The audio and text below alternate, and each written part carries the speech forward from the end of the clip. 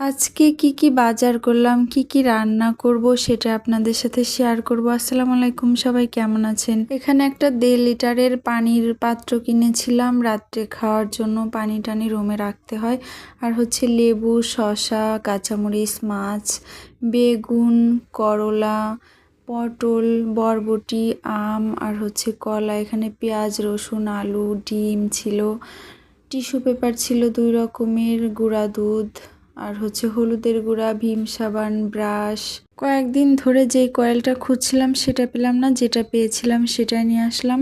বাজারে গেলে টাটকা শাকসবজি দেখলে মন চায় সব কিনে নিয়ে বাসায় চলে আসি, কিন্তু খাওয়ার লোক নেই। তারপর এখানে মাছটা পরিষ্কার করে হলুদ লবণ মাখিয়ে নিলাম।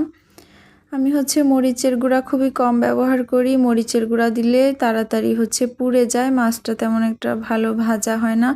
তারপরে এই যে মাছটা ভেজে নিচ্ছিলাম, একদম লাল লাল কড়া করে ভেজে তুলে নিলাম। সেই তেলে আমি বেগুন ভাজি করব। এখানে হচ্ছে আলু আর বেগুন, এইভাবে বেগুন ভাজি করলেও আমার কাছে অনেক ভালো লাগে। ভাজিটা হয়ে গিয়েছে, এখন হচ্ছে পটল রান্না করব। আজকে পটল রান্নায় পেঁয়াজ সব কিছুই বেটে দিয়েছিলাম, শুধু কাঁচামরিচটা কেটে দিয়েছি। এইভাবে পটল রান্না করলে আমার কাছে অনেক ভালো লাগে। এই তো আমার রান্নাটা শেষের দিকে। এই দেখুন আমার পটল রান্নার ফাইনাল লুক। আমার রান্নাটা কিন্তু দেখতেই অনেক বেশি লোভনীয় লাগছিল, আর খেতে তো অনেক মজা হয়েছিল। তো আমার ভিডিওটি যদি ভালো লেগে থাকে তাহলে লাইক, কমেন্ট, শেয়ার করবেন আর ফলো দিয়ে আমার পাশে থাকবেন। Tata, bye bye.